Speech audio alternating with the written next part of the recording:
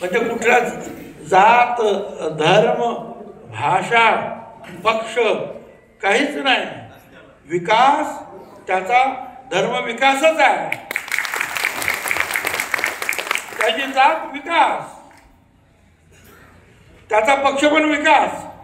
मी आलोच मुळे या तुमच्या मतदारसंघामध्ये हा एकच विषय घेऊन मी आलो की मी इथे विकासासाठी आलेलो आहे, त्याप्रमाणे मी विकास करतो। आता काही लोक जे आहेत काही विषयाची मांडणी करतात, आहे सरळ सांगायला काय हरकत आहे। ओबीसीचं काम ते मी काय आज करत नाही, ते 35 वर्ष करतोय मी, ते शिवसेना सुद्धा सोडली त्यावेळेला मी त्या मंडळ आयोगासाठी।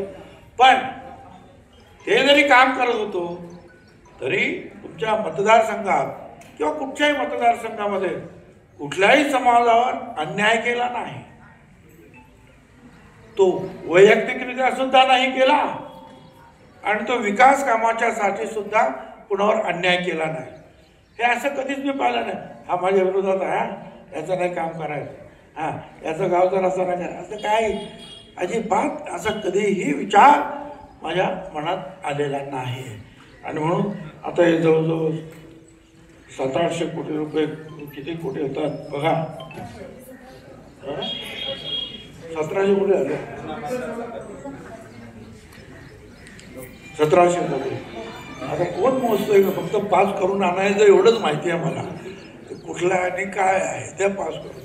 तुम्ही एखादी कळवलं का आपलं ऑफिस आणि तुम्ही सगळे मागे लागले आणि त्याच्याला पास करा, याला फोन त्याला फोन, हे सेक्रेटरी मंत्री पास करा, चला ताबडतोब। आणि आता पुढचं काम जे आहे तुम्ही करायचं आहे, हे काम पण करून घ्यायचं आहे। आणि निवडणूकसुद्धा आता जवळ आलेली आहे, कोणाला तरी काम दाखवायचं आहे आणि कोणाचं तरी काम करायचं आहे, हे सगळं मी तुमच्यावर सोपवतो। आई रेणुका मातेच्या तुम्हाला सगळ्यांना निश्चितपणे बुद्धी देईल, या खातील जे आहे चांगल्या सुधारणा आपण यापुढे सुद्धा करत राहू। तुमचा सगळ्यांचा आशीर्वाद आमच्या पाठीशी राहू द्या, एवढीच विनंती करतो मी थांबतो।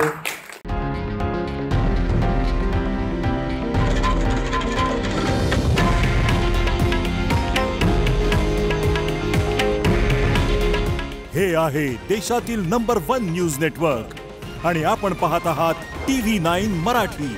काळजी तुमची, हित महाराष्ट्राचं।